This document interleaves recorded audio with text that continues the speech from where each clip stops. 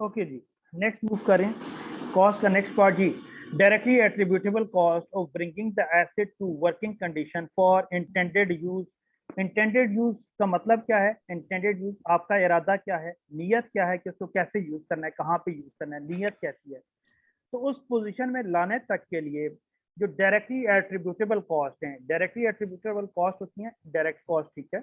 Directly जो कि आपको वो कॉस्ट इनकर करनी पड़ी उस पोजीशन में लाने तक के लिए, वो सारी की सारी कैपिटलाइज होंगी। अच्छा, इसमें एक चीज याद रखें, ये जो एम्प्लॉय बेनिफिट कॉस्ट है, इसको अभी के लिए छोड़ दें, इसको अभी के लिए छोड़ रहे हैं। ये लेटर स्टेजेस पे जब हम लोग पढ़ेंगे कुछ और कॉन्सेप्ट अभी पढ़ने हैं, ठीक है, मतलब इस प्रॉपर्टी प्लांट एंड इक्विपमेंट के अलावा कुछ स्टैंडर्ड, तो वहां पे चलकर मैं आपको एक्सप्लेन करूंगा। ये याद रख लें, अपने पास लिखना है तो लिख लें, ठीक है। तो हम वहां पे जरूर इसको डिस्कस करेंगे कि एम्प्लॉय बेनिफिट कॉस्ट कौन सी होती है। ओके जी, साइट प्रिपरेशन जी। आप कोई, मैं कह रहा हूँ कि बिल्डिंग खड़ी करने लगे हैं, ठीक है। बिल्डिंग आपने कंस्ट्रक्ट करनी है, हाउसिंग सोसाइटी आप बनाने जा रहे हैं। तो आपने देखा होगा कि हाउसिंग सोसाइटी जब भी अगर आप डेवलप करें तो जरूरी नहीं है कि आपकी जगह एक जैसी हो, ठीक है। हो सकता है कि वो कहीं से ऊंची कहीं से नीचे, पता नहीं कैसी कैसी जगह होती है, तो उसको रीफिलिंग करते हैं, तो वो पहले साइट प्रिपेयर करते हैं, ठीक है। वो साइट प्रिपरेशन कॉस्ट है। Initial delivery and handling cost, ठीक है। इनिशियली जो आपको एसेट डिलीवर हुआ या जो हैंडल किया गया उसको जिस तरीके से, वो initial delivery and handling cost में आ जाएगा। आपने इसको इंस्टॉल किया, उसको असेंबल किया, उसके डिफरेंट कंपोनेंट्स हैं। प्रोफेशनल फीस है, फॉर एग्जांपल प्रोफेशनल फीस किस तरह की फीस आ जाती है? कोई लीगल फीस है, कोई लीगल फीस है। फॉर एग्जांपल आपने किसी लॉयर को फी पे की, आपने कोई प्रॉपर्टी परचेज करनी थी, लॉयर को आपने फी पे कर दी। या आप कोई घर डिजाइन करने लगे हैं तो उसके लिए आपने डिजाइनर को या जो आर्किटेक्चर होता है, ठीक है, उसको आपने, आर्किटेक्ट को आपने फीस पे की। ये सारी क्या है? ये professional fees. Cost of testing, आपने एसेट परचेज किया, लेकिन अभी तक आपको नहीं पता कि एसेट है कैसा, या आपने खुद बनाया एसेट और आप उसको टेस्ट करना चाह रहे हैं, तो जो उसको टेस्ट करने की कॉस्ट है वो भी उसका कैपिटलाइज होगी। एक होती है साइट रिस्टोरेशन, IAS 37 पढ़ेंगे इंशाल्लाह, प्रोविजन कॉन्टीजेंसीज एंड लायबिलिटीज, वहां पर डिस्कस करेंगे। साइट रिस्टोर करने का मतलब ये है, समटाइम्स अगर आप देख लें, स्पेशली स्पेशली मैं इसमें बात कर लेता हूँ, जो आपकी डिफरेंट कंपनीज होती हैं जो कि मिनरल्स एक्सट्रैक्ट करती हैं, मिनरल्स एक्सट्रैक्ट करती हैं जमीन से, ठीक है, जमीन से। फॉर एग्जांपल मैं पेट्रोलियम प्रोडक्ट्स की बात कर लूँ, या कोयले की कान है तो कोयले की कान से वो कोयला निकाल रहे होते हैं, हीरे वगैरह निकल रहे होते हैं, है ना, ठीक है। तो उस केस में क्या होता है, आपने समटाइम्स डिफरेंट कंट्रीज में इसके ऊपर बड़ी स्ट्रिक्ट लेजिस्लेशन होती हैं, ठीक है, बड़े स्ट्रिक्ट लॉज होते हैं। कैसा नहीं है आपने जैसा किया साइट को वैसे ही छोड़ दिया, वो कहते हैं कि आप अपनी साइट को रीस्टोर करें, उसको उसी हालत में वापस लेकर। आपने पेट्रोलियम प्रोडक्ट एक्सट्रैक्ट करनी थी, ठीक है, ऑयल एंड गैस की कंपनी है, डेफिनेटली वो क्या करते हैं, वो कुएं खोदते हैं। तो कुएं खोदने के बाद उन्होंने डिग आउट किया, तो उसको फिर रीफिल करना होता है, उस साइट को रीस्टोर करना होता है, ठीक है। तो वो होती है रिस्टोरेशन। तो देखें, रिस्टोर तो होना है शायद, मैं कहता हूँ 50 साल बाद, जो भी साइट है, ठीक है, उसकी यूजफुल लाइफ है 50 ईयर जी। तो 50 साल बाद, फॉर एग्जाम्पल 50 साल बाद जो रिस्टोरेशन कॉस्ट है, मैं कहता हूँ वो 10 मिलियन है जी। लेकिन 10 मिलियन तो 50 ईयर्स बाद है, 50 ईयर्स के बाद है 10 मिलियन। तो आज कितनी है? तो आज के लिए हम उसको करंट वैल्यू पे कन्वर्ट करते हैं, ठीक है, प्रेजेंट वैल्यू उसकी लेंगे और उसको प्रेजेंट वैल्यू पे कन्वर्ट करेंगे, और उसकी प्रेजेंट वैल्यू को फिर हम लोग कैपिटलाइज करेंगे।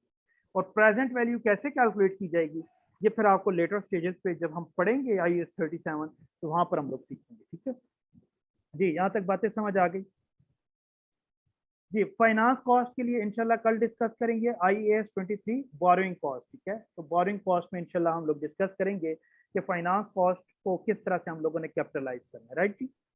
तो ये था थोड़ा सा हम लोगों ने कॉस्ट का पार्ट पढ़ा कि किस तरह की कॉस्ट होंगी इनिशियली जब हम लोग मेजर कर रहे हैं एसेट को रिकॉग्नाइज करने के लिए, तो किस तरह की कॉस्ट होंगी। ओके जी।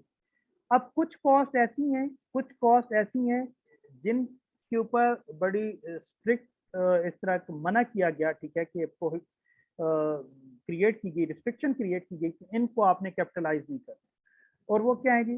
The cost of opening a new facility जी।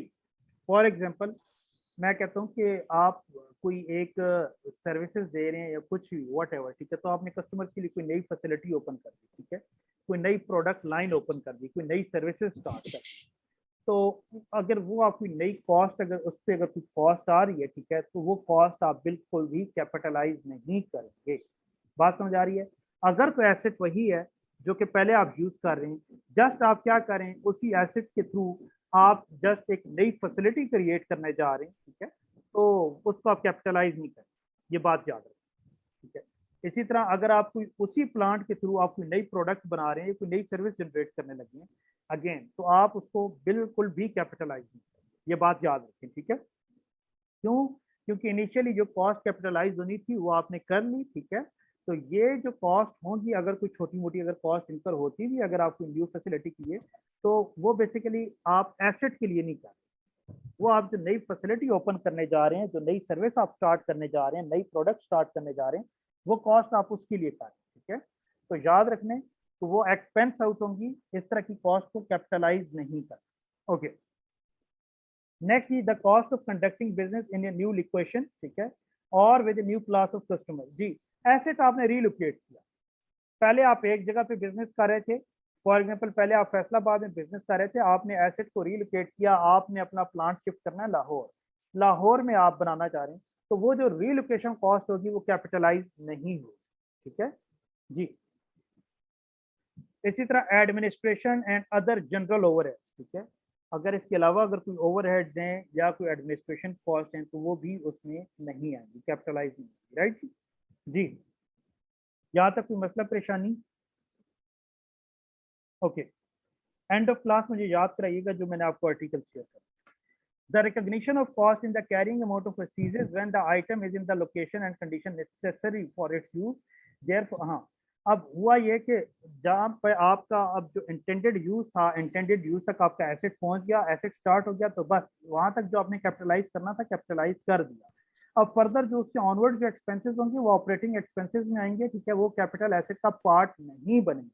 अगर अब आप उसकी रिपेयर मेंटेनेंस शुरू कर दी साथ साथ, ठीक है, उसको कभी ऑयल कर रहे हैं, कभी उसकी ग्रीजिंग कर रहे हैं, तो ये सारी रिपेयर मेंटेनेंस है, ठीक है।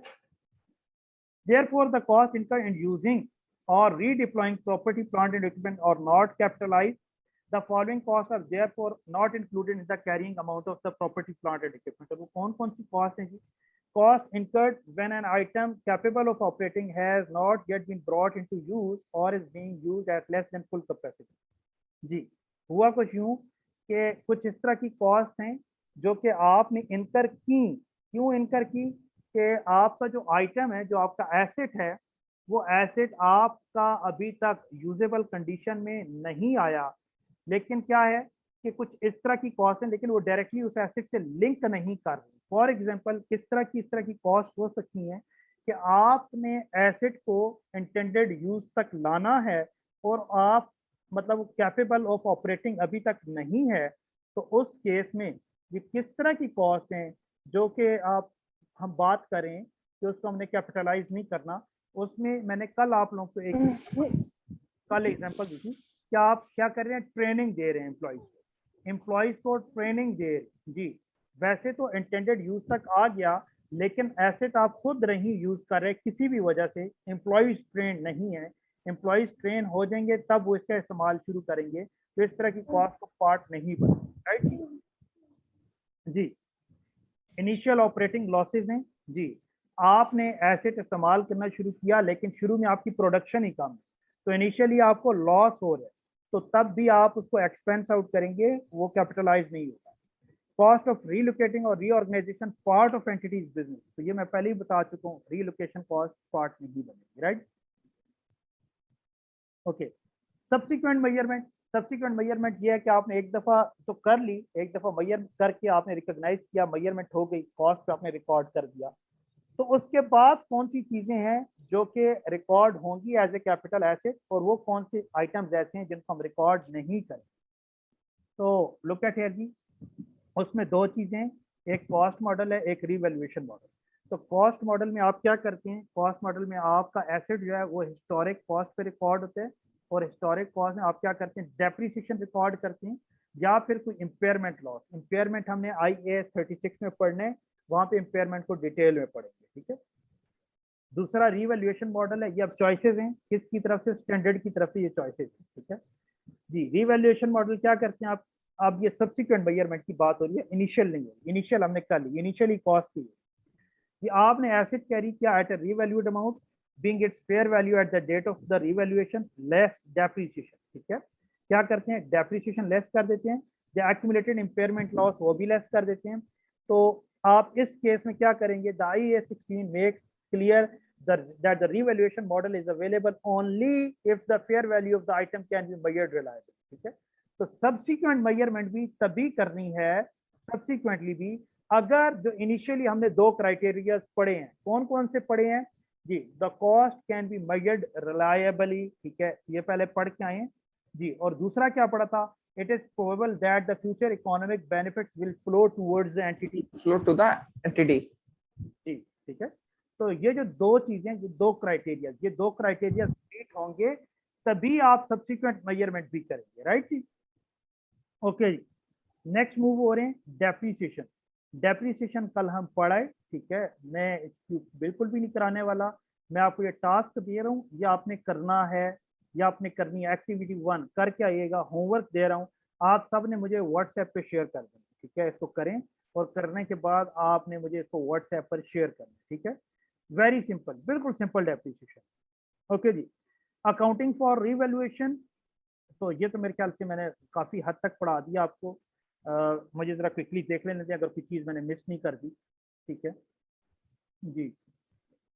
अच्छा, पहले तो रीवैल्यूएशन देख लेना करते क्यों। पहली चीज तो ये कि अगर आपकी जो कैरिंग वैल्यू है, जो आप बुक्स में कैरी कर रहे हैं, और जो उसकी फेयर वैल्यू है, अगर तो उसमें सिग्निफिकेंट चेंज है, तब आप रीवैल्यूएशन करेंगे। दूसरा दूसरा ये होगा कि रीवैल्यूएशन आप उस केस में करेंगे कि जहां पर आपकी जो एसेट की वैल्यू है वो काफी ज्यादा वोलेटाइल है, वो कभी ऊपर कभी नीचे होती रहती है, ठीक है। उस केस में भी आप उसको रीवैल्यूएशन में लेके आएंगे। एक और चीज, जो नेक्स्ट चीज वो याद रख लें कि अगर आप कोई एक एसेट को रीवैल्यू करने जा रहे हैं तो वो अकेला रीवैल्यू नहीं होगा, बल्कि पूरी क्लास ऑफ एसेट्स रीवैल्यू, ठीक है। क्लास ऑफ एसेट्स क्या है जी, प्रॉपर्टी प्लांट एंड इक्विपमेंट में तो आप अकेला दियो, व्हीकल्स भी आ जाती हैं, व्हीकल्स के अलावा आप मैं कहता हूँ कि प्लांट एंड मशीनरी भी आ जाती है, प्रॉपर्टी भी आ रही है। तो याद रखना है कि अब इस प्रॉपर्टी प्लांट एंड इक्विपमेंट में डिफरेंट क्लासेस हो सकती हैं, बिल्डिंग्स एक क्लास हो गई, व्हीकल्स एक क्लास हो गई, व्हीकल्स में इवन आगे सब क्लासेस हो सकती हैं। कौन सी व्हीकल्स भी हो सकता है, आपका ट्रांसपोर्ट का बिजनेस है, कमर्शियल व्हीकल्स हो जाए, ठीक है। कमर्शियल व्हीकल्स के अलावा कोई इस तरह की व्हीकल्स हैं जो कि आपने दी हुई हैं अपने मैनेजमेंट को, सीनियर मैनेजमेंट को, डायरेक्टर्स को, CEO को, चेयरमैन को, ठीक है। तो उनकी एक अलग क्लास हो सकती है। जो पिक एंड ड्रॉप के लिए आप यूज कर रहे हैं एडमिनिस्ट्रेटिव पर्पज के लिए, उसकी एक अलग क्लास हो सकती है। तो आगे फर्दर आप उसको सब क्लासेस में डिवाइड कर सकते हैं। लेकिन याद रखें कि रीवैल्यूएशन जब भी आप अप्लाई करें तो पूरी क्लास ऑफ एसेट के लिए रीवैल्यूएशन होगी। और ये भी याद रखें कि मैंने शायद आपको पता नहीं लास्ट क्लास में बताया या नहीं, कि आपकी जो भी पॉलिसी होगी, डेप्रिसिएशन पॉलिसी, वो पूरी क्लास ऑफ एसेट पे सेम डेप्रिसिएशन पॉलिसी होगी। ऐसा नहीं है विद इन व्हीकल एक गाड़ी के ऊपर आप 10% चार्ज करें, दूसरी के ऊपर आप 20% चार्ज करें। बात समझ आ रही है जी। ओके जी, द सेकंड थिंग मैंने आपको बताया था कि अगर इंक्रीज हो रहा है वैल्यू, ठीक है, इंक्रीज हो रहा है तो क्या होगा, increase in value is credited the other comprehensive income and presented in equity. तो मैंने बताया था रिवैल्यूएशन सरप्लस, ठीक है, इक्विटी का पार्ट होता है। और अगर डिक्रीज हो रहा है तो डिक्रीज कहाँ पे जाएगा, एक्सपेंस इन प्रॉफिट और loss after cancelling A previous revaluation surplus. अगर पहले का कोई रीवैल्यूएशन रिजर्व कोई मौजूद है तो पहले वो कैंसिल आउट होगा और उसके बाद जो रिमेनिंग अमाउंट होगी वो प्रॉफिट एंड लॉस में एज एन एक्सपेंस जाएगी, ठीक है जी। और अगर अगर आपका एसेट में बहुत ज्यादा वोलेटिलिटी रहती है तो फिर क्या है कि फिर आप कोशिश करें कि उस एसेट को हर साल रीवैल्यू करें, और अदरवाइज नहीं है तो फिर आप क्या करें कि आप हर कुछ अरसे बाद, 2 साल 3 साल बाद आप रीवैल्यूएशन असेसमेंट करने के बाद एसेट को रीवैल्यू कर सकते हैं, ठीक है। या प्रोफेशनल जजमेंट है, ये प्रोफेशनल जजमेंट है, अब इसके ऊपर कोई हार्ड एंड फास्ट रूल नहीं बताया हुआ स्टैंडर्ड है, ठीक है। तो बहरहाल, और वो प्रोफेशनल जजमेंट क्या है, जब भी आप जाएंगे इंडस्ट्री में तो डेफिनेटली आप डिफरेंट चीजें देखेंगे तो उसके अकॉर्डिंगली आपको खुद अंदाजा हो जाएगा कि ये एसेट हम पहले यूज करते रहते हैं तो इस एसेट कितनी वैल्यू होती है, ठीक है, या इसमें कितनी ज्यादा चेंजेस आती हैं, ठीक है। Okay, a revaluation exercise will normally result in an increase in the value of the asset. IAS 16 requires the increase to be credited to other comprehensive income and accumulated in a revaluation surplus, part of owner's equity, unless there was a previously a decrease on the revaluation of the same asset. अच्छा, अब ये बताएं, मैंने पहले आपको एक चीज बताई कि अगर तो एसेट प्रीवियसली अगर उसका पहले अगर उसके पास क्या है, पहले अगर उसके पास कोई लॉसेस हैं तो उसमें क्या करेगा, इस चीज को भी देख लें। अगर उस एसेट पे पहले प्रीवियसली कोई लॉसेस हैं तो उनको क्या करेगा, उन लॉसेस को भी वो रिवर्स करेगा। क्या करेगा, उन लॉसेस को भी वो रिवर्स करेगा, ठीक है। Look at here, are revaluation जी, IAS 16 requires the increase to be credited to other comprehensive income and accumulated in a revaluation surplus, मतलब part of owner's equity में जाएगा, unless there was a previously a decrease in the on the revaluation of the asset, ठीक है। तो क्या किया होगा, decrease की वजह से आपके एसेट की रीवैल्यू डिक्रीज हुई होगी ना, डिक्रीज हुई होगी। तो जितना आपके एसेट की पहले वैल्यू डिक्रीज हुई है, पहले आप उसको रीस्टेट करें, ठीक है, और उसके बाद जो अमाउंट बचेगा उसको आप क्या करें, रीवैल्यूएशन सरप्लस में, ठीक है। बात समझ आ रही जी। इलस्ट्रेशन एक दिया इसने, मैं थोड़ा सा आपको एक्सप्लेन कर देता हूँ, पढ़ लेते हैं क्विकली। कहता है Binky company has a year end of 30th June 2023, year end कौन सा है 2023 30th June, on 1st of July 2022 आपको ओपनिंग का जिक्र कर रहा है। It purchase land at A cost of 120,000। अच्छा, अब इस चीज को याद रख लें, कहीं ऐसा ना हो कि आपके पास एग्जाम में ये चीज आए और कंफ्यूज हो जाएं। F3 में ये चीज पढ़ चुके हैं, याद रखना है कभी भी लैंड कभी भी डेप्रिशिएट नहीं होगी, लैंड कभी भी डेप्रिशिएट नहीं होगी। ऐसा ना हो कि आपको एग्जाम में वो आपको एसेट्स में लैंड दे दे और आप लैंड को डेप्रिशिएट करते थे, ठीक है, ये काम नहीं करता। कभी देखा है कभी लैंड की वैल्यू गिरती हुई देखी है कभी कि जमीन की वैल्यू गिर गई हो, नहीं गिरती, नॉर्मली नहीं गिरती, अनलेस कि वो जो लैंड है उसमें कोई पेट्रोलियम के रिजर्व हैं या किस तरह के मिनरल रिजर्व, वो एक अलग केस है। लेकिन अगर आप नॉर्मल सर्कमस्टांसेस में देखें तो जमीन की वैल्यू गिरती नहीं, जमीन की कीमत कम होते नहीं देखी। मैंने तो जब से होश संभाला है तो मैंने तो हमेशा जमीन की कीमतों को ऊपर जाते देखा है, कभी नीचे आते नहीं देखा, ठीक है। तो इसीलिए लैंड याद रखना है, लैंड किसी सूरत कभी भी डेप्रिशिएट नहीं करती। अगर उसने आपको लैंड एंड बिल्डिंग दी है और उसने आपको लैंड की कॉस्ट अलग और बिल्डिंग की अलग बताई है, तो जस्ट बिल्डिंग का कंपोनेंट आपने डेप्रिशिएट करना है, लैंड का कंपोनेंट आपने डेप्रिशिएट नहीं करना, राइट जी। ओके जी, land purchase and incurred legal fees totalling 5,000, तो डेफिनेटली लीगल फीस है, प्रोफेशनल फीस है, इसको जरूर कैपिटलाइज करेंगे। Relating to the purchase, due to a surge in land prices in the year, the land has been independently assessed as having a fair value of 150,000 at 30th June 2018। जी, कितने की purchase की थी, 120,000 की जी, बीच में professional fees add की 125,000 होगी। पूरा साल गुजर गया, साल में डेफिनेटली लैंड नहीं डेप्रिशिएट होगी, नहीं डेप्रिशिएट हुई, ठीक है, अच्छी बात है, लेकिन रीवैल्यू तो हो सकती है जी, हो सकती है, ठीक है। तो कितने पे चली गई जी? सॉरी सर, मुझे एक क्वेश्चन है। अभी आपने एक क्वेश्चन किया यहाँ पर कि जो लीगल फीस है वो आपकी कैपिटलाइज होती है, ठीक है। जैसे अब कंपनी का एक लाइसेंस है, फर्ज करें हमने एक लाइसेंस इशू करवाना है अपनी कंपनी, तो क्या वो भी कैपिटलाइज होगा या वो एक्सपेंस हो जाएगा, लीगल एक्सपेंस? पहले तो ये बताए लाइसेंस की नेचर क्या है और लाइसेंस आपका कितने अरसे तक वैलिड है? 1 साल तक रहता है बस वाले। 1 साल तक रहता है जी, बस, फिर अगले जी उसके बाद जी फिर रिन्यू होता है वो दोबारा, और मेरे ख्याल से तो और रिन्यू की जो कॉस्ट है वो सेम रहती है हमेशा। हाँ, सेम रहती है ना, तो मेरे ख्याल से तो उसको एक्सपेंस आउट होना चाहिए। और जहाँ तक मेरा ख्याल है कि लाइसेंस को भी आपको कैपिटलाइज करना नहीं चाहिए 12 मंथ्स के लिए। अच्छा, एक और चीज, जो वीजा है, जो वीजा कॉस्ट है वो भी लीगली होती है, क्योंकि वो बिना उसके हम रह नहीं सकते यहाँ पर, तो वो होती है 2 साल के लिए, तो वो भी कैपिटलाइज होगी या वो उसको हम एक्सपेंस आउट करेंगे? नहीं, वो कैपिटलाइज हो जाएगी, वो कैपिटलाइज। चलिए ठीक है जी, 2 साल के लिए उसके ऊपर कोई लीगल फी आप पे कर रहे हैं, वो कैपिटलाइज हो जाएगी, ठीक है, सही है। Okay, due to a surge in land prices in the year, ठीक है, आपने क्या किया कि लैंड प्राइसेस में इंक्रीज आया और वो 150,000 पे चली गई 1 साल में। 1 साल पहले हमने कितनी की ली थी, 125,000, तो the difference between the initial measurement of the land on acquisition, तो इनिशियल मेजरमेंट कितनी है जी 125,000 and the fair value at the year end is recorded in other comprehensive income. जी तो फेयर वैल्यू आज क्या है, साल गुजरने के बाद 150,000, तो डिफरेंस कितना हो गया 25,000 and accumulated in revaluation surplus. तो ये कहाँ पे आएगी जी, अदर कॉम्प्रिहेंसिव इनकम, और अदर कॉम्प्रिहेंसिव इनकम से रिवैल्यूएशन रिजर्व मिलेगी। ठीक है जी, ओके जी, ये उसने बस इसका बता दिया, उसकी कैलकुलेशन बता दिया, मैंने तो आपको जुबानी बता दिया, उसने इसकी कैलकुलेशन बता दी। ठीक है, तो लैंड की कैरिंग अमाउंट ठीक है 25,000 से इंक्रीज और अदर कंपनी। ओके जी, रिवैल्यूएशन डिक्रीज है, तो बड़ी डिटेल में हम लोग इसको पढ़ चुके हैं रिवैल्यूएशन डिक्रीज को। ठीक है, ओके जी, reversing a previous decrease in value, इसको थोड़ा सा देखें। कहते हैं if the asset has previously suffered a decrease in value that was charged to profit और लॉस। तो हमने पहले देखा ना कि अगर आपने एसेट को रीवैल्यू किया और उसका डिक्रीज हो गई तो प्रॉफिट और लॉस मिलेगी।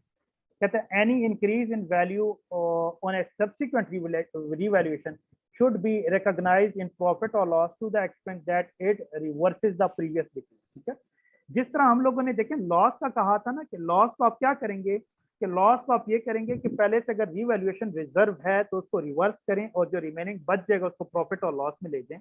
इसी तरह अगर गेन होगा तो गेन में आप क्या करेंगे, अगर उस एसेट पे प्रीवियसली आपको कोई लॉस हुआ है इन केस ऑफ रिवैल्यूएशन, तो पहले आप उस लॉस को रिवर्स करेंगे। ठीक है, तो उतना रिवैल्यूएशन, फॉर एग्जांपल मैं उसी चीज को वापस लेता हूं जो एग्जांपल हम लोगों ने पहले डिस्कस की थी।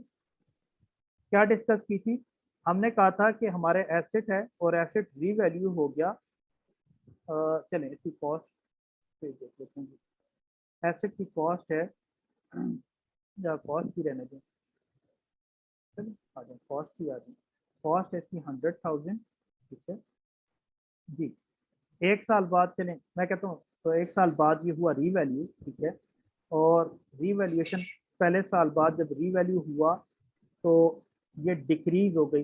ठीक है, डाउनवर्ड्स रिवैल्यूएशन हुई, कितनी की, मैं कहता हूँ 10,000। ठीक है, और ये 10,000 कहाँ पे रिकॉर्ड किया होगा आपने, प्रॉफिट एंड लॉस में एज एन एक्सपेंस चार्ज किया होगा जी। ठीक है, होगा क्या, दूसरे साल गए, 2 साल 3 साल गुजर गए, दोबारा रीवैल्यू किया एसेट को।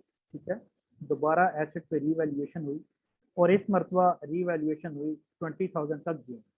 तो 20,000 के गेन में से आप क्या करेंगे कि 10,000 को आप प्रॉफिट और लॉस में लेके जाएंगे। ठीक है, क्यों, क्योंकि जो पहले जो लॉस है उसको आप रिवर्स करेंगे। ठीक है, ये प्रॉफिट और लॉस में लेके जाएंगे एज ए गेन या इनकम में आ जाएगा, और जो रिमेनिंग 10,000 है उसको मैं यहाँ पे चले बना देता हूँ। ठीक है, और जो रिमेनिंग 10,000 है वो अदर कम्प्रीहेंसिव इनकम में चला जाएगा। ठीक है जी, ये बात समझ आएगी जी।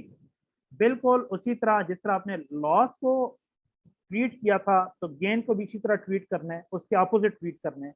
लॉस को हमने क्या किया था, प्रीवियसली मौजूद रिवैल्यूएशन रिजर्व के साथ ऑफसेट किया, जो बच गया प्रॉफिट और लॉस में एज एन एक्सपेंस कर दिया। अब जब रिवैल्यूएशन रिजर्व जब आया, गेन आया, गेन को क्या करेंगे, पहले से जो लॉस इनकर हुआ है उसको रिवर्स करने के लिए P&L में लेके जाएंगे, उसको रिवर्स करेंगे, इनकम रिकॉर्ड करेंगे, और जितना बच जाएगा उसको रिवैल्यूएशन रिजर्व मिलेगा। राइट जी, ये बात समझ आ गई जी।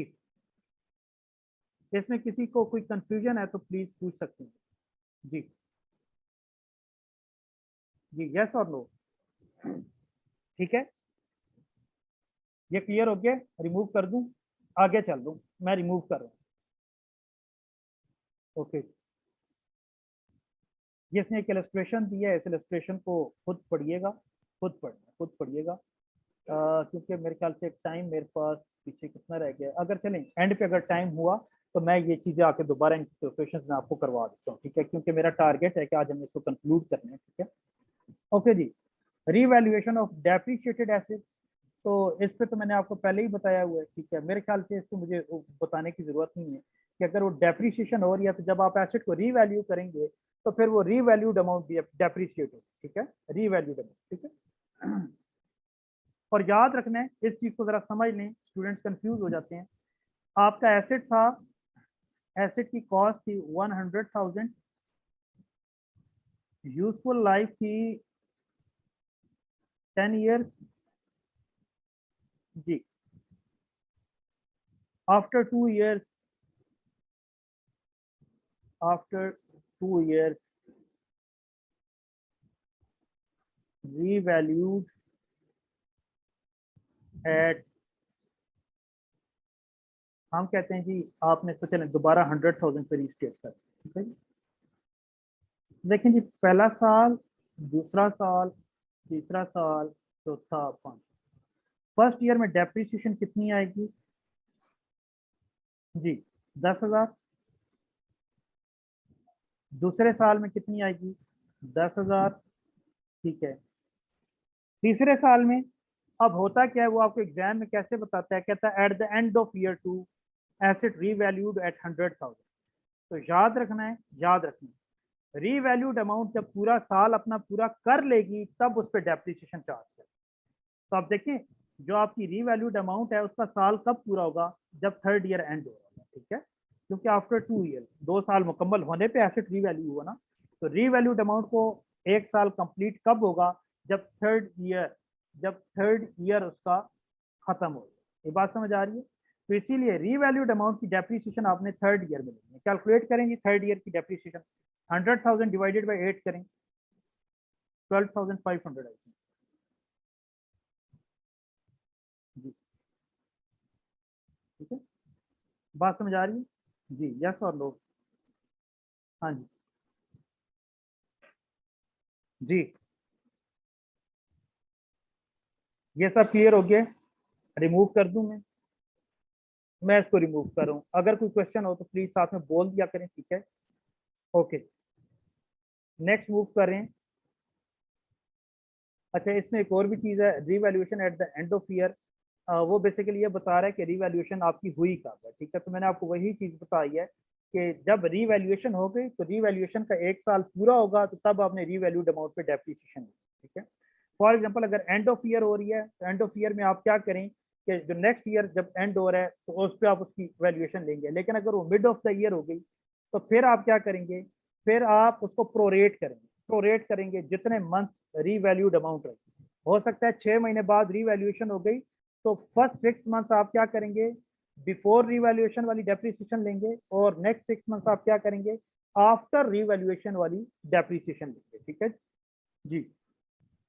Is it clear? और जो ये बात कर रहा है revaluation at the start of the year और revaluation at the end of year, इसका एक ही ट्रीटमेंट है। अगर वो ईयर के स्टार्ट पे हो रही है या एंड पे हो रही है, डेफिनेटली वो एक साल पूरा करेगा तो उसकी डेप्रिसिएशन चार्ज।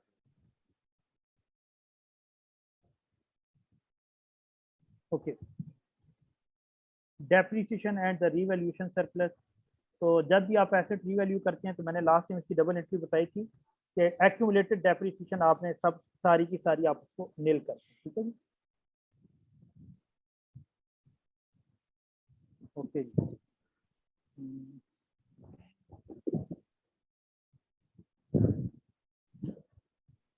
जी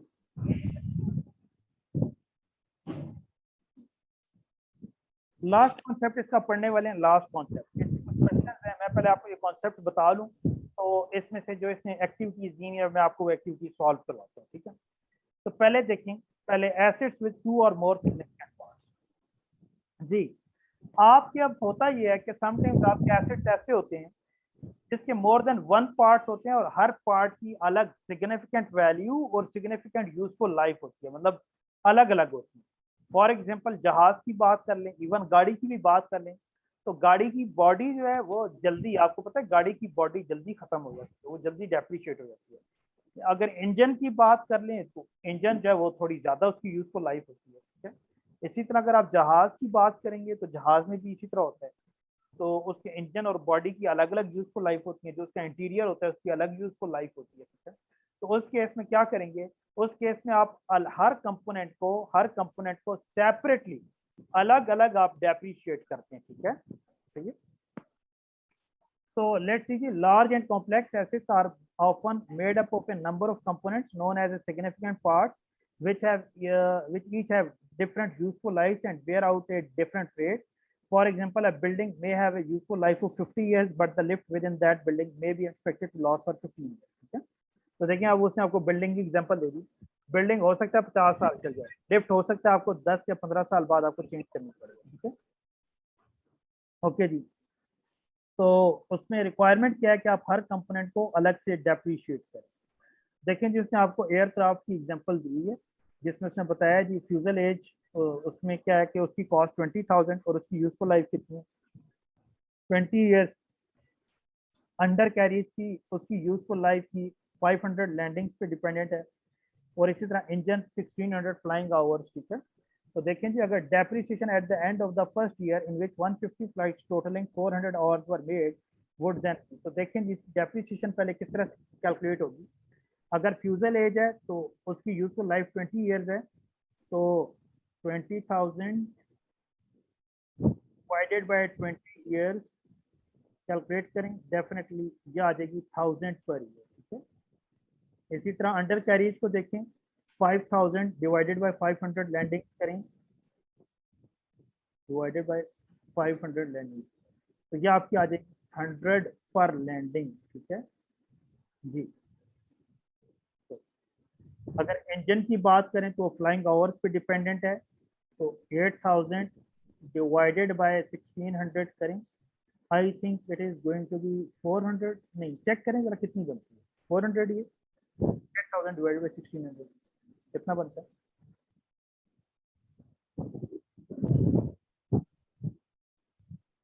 सर 500।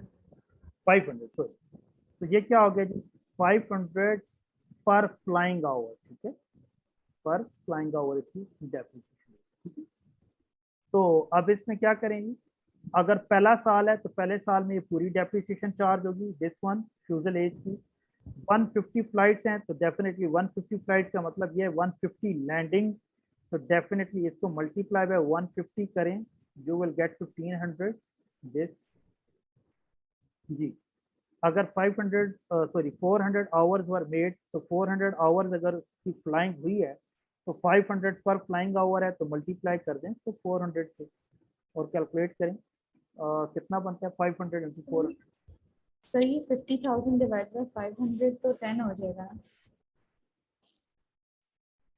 10 बनता है, अच्छा सॉरी जी 10 बनता है और वो 5 बनेगा। सॉरी सॉरी, ठीक है। तो 10 पर लैंडिंग है, तो उसने टोटल 150 लैंडिंग है, तो ये 150 हो जाएगी, ठीक है, सही है जी। 10 मल्टीप्लाई बाय 15, 150 कर लें क्योंकि 150 लैंडिंग्स हैं, तो डेफिनेटली 150 फ्लाइट का मतलब क्या है 150 लैंडिंग जी, तो मल्टीप्लाई बाय 150, तो it is going to be कितना जी 1500, ठीक है जी, जी सर। ओके जी। दूसरा लास्ट वाला देखिए, आपने मुझे आंसर ठीक, ये 500 नहीं 5 है सर। अच्छा ये 5 है, ठीक है, ओके 5 into 4 जी। तो 5 इंटू 400 तो करें जी 2000। 2000, 2000 तो टोटल कर लें जी 1000 प्लस 1500 प्लस 2000, कैलकुलेट करें कितना बनता है 4500। 4500। 4500 इसकी पर ईयर डेप्रिसिएशन है, ठीक है जी, राइट जी। जी सर। रिमूव कर दूं, ओके जी सर। नेक्स्ट चलते हैं। नेक्स्ट क्या है सर, रिप्लेसमेंट एंड ओवरहॉल में अब होता ही है समटाइम्स कि जो आपके कंपोनेंट्स मैंने बताया कि हर कंपोनेंट जो है उसकी अलग यूजफुल लाइफ है, तो उसमें सिंपल आप क्या करेंगे, वो जो पुराना एसेट होगा उसको आप डी रिकॉग्नाइज करेंगे, उसको आप डिस्पोज ऑफ करेंगे, और जो नया एसेट है उसको आप एडिशन देंगे, ठीक है, दैट्स इट, इसमें और कुछ भी नहीं है, ठीक है। लुक एट हियर जी, इसने एक एग्जांपल दिया है, इसको देख लें। कहता है following illustration depreciation of asset with 2 और मोर सिग्निफिकेंट पार्ट्स अबव, जो भी हमने किया, an overhaul of the aircraft was required at the end of year 3 and every third year thereafter at a cost of 1.2 million, ठीक है। तो हर 3 साल बाद उसको ओवरहॉलिंग करानी है, ठीक है। तो वो जो अब ओवरहॉलिंग है वो देखिए वो 3 साल के लिए चल रही है, ठीक है, 3 ईयर्स चल रही है, तो वो उसकी लाइफ फिक्स्ड है, ठीक है। तो उसको आप क्या करें, कैपिटलाइज करेंगे 1.2 मिलियन, मतलब 1200,000 डिवाइडेड बाय 3 करें, तो ये मेरे ख्याल से बन जाता है 4,400,000, ठीक है, पर ईयर, ठीक है जी। कहते हैं explain how the overall would be accounted for, कैसे अकाउंट करेंगे। कहते हैं the cost of the overall would be capitalized as a separate component, जी डेफिनेटली सेपरेट कंपोनेंट होगा। 1200 या 1.2 million would be added to the cost and depreciation assuming 150 flights again would therefore be, ठीक है। तो definitely अब 4500 जितना हम लोगों ने ऊपर टोटल कैलकुलेट किया हुआ था उसी को अगर फॉलो करें फर्दर तो आपको पर ईयर जो डेप्रिसिएशन ओवरहॉलिंग की होगी वो कितनी होगी 400, तो टोटल आपका कितना हो गया 49। ठीक है जी, इज इट क्लियर? कोई क्वेश्चन कंफ्यूजन?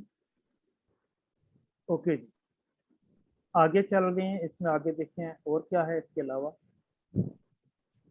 इन्वेस्टमेंट प्रॉपर्टी कल पढ़ेंगे। इन्वेस्टमेंट प्रॉपर्टी अभी हमारा ये सेशन एंड होने वाला है, तो सेशन एंड होने वाला है, मैं आप लोगों को दोबारा फ्रेश लिंक शेयर करता हूँ, आप वो फ्रेश लिंक ज्वाइन करें और जो हमने इसमें इलस्ट्रेशन एग्जांपल जो एक्टिविटीज छोड़ी हैं हम उसको ज़रा जल्दी से क्विकली कर लेते हैं। ठीक है, सही है जी, ओके।